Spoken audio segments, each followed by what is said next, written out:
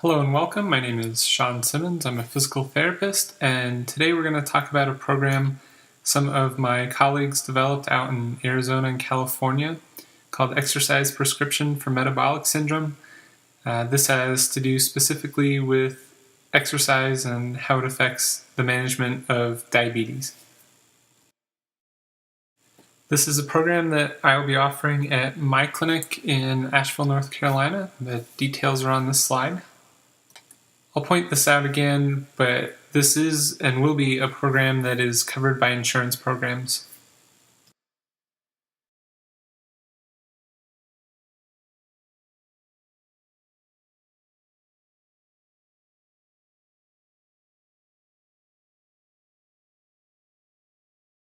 So the first thing I want to go over is the series of maps, and this is really to show a trend.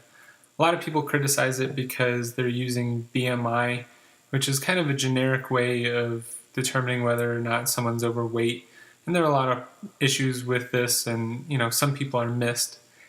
But the goal of these maps is to show a trend, and the specific numbers are obviously variable, but the growing trend is what we're looking at.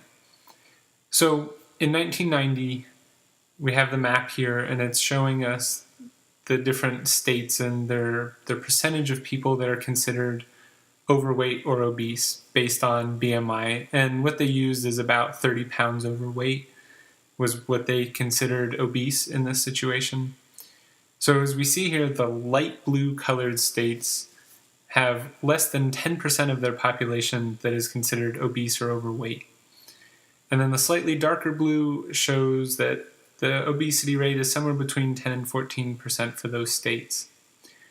The important part about this graph is to show that in 1990, there was no state that had a prevalence of equal to or greater than 15%. So keep that in mind as we go on to the next slide. The CDC went back out in 1995 to collect the same data, and now when we look at the chart, there's a new category. So we have the extra light blue color, which it means that there's less than 10% of the population that's obese or overweight, and that color is not existent on this map anymore. And again, remember this is only 5 years later from the previous map. That middle blue color, the 10 to 14%, has increased, and now we have a new category where it shows states that have 15 to 19% of people are considered overweight or obese.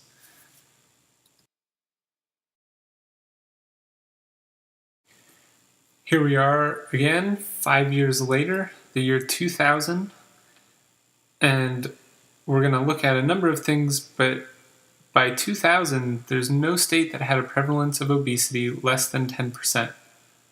Just a little shocking. So, same map, same colors, except for now we have a new category, which takes up a significant portion of the country, where these states in that yellowish color, or beige, have greater than 20% of the population is overweight or obese. It's a pretty large jump from 10 years ago on that map we showed.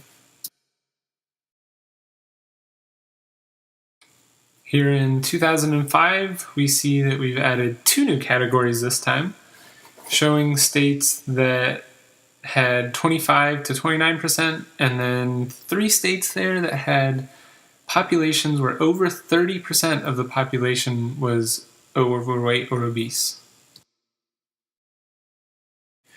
Now here is the most recent chart from 2010, and now what we're seeing is that no state had a prevalence of obesity less than 20%. So it means every state in our country has an obesity level of over 20% of the people.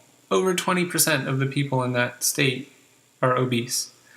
And again, another important thing to look at is that the new colors, the 25 to 29% in that orange, and then the greater than 30% in that dotted orange, have increased.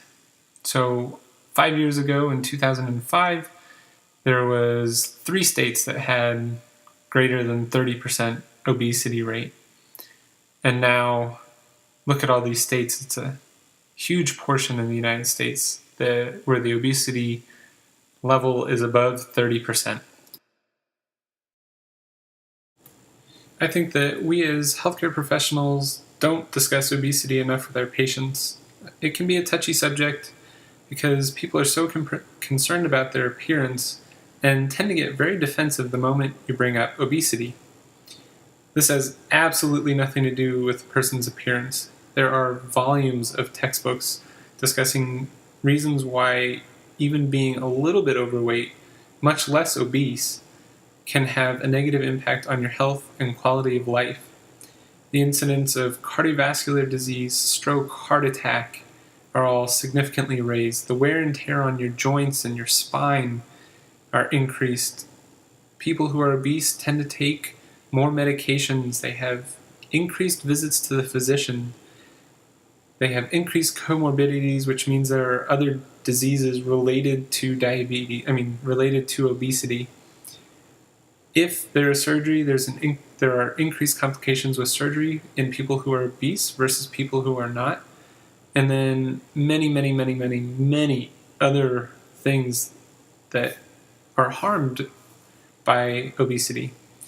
The one that we're going to focus on is type 2 diabetes, which has a rate that is significantly increased in people that are overweight and obese.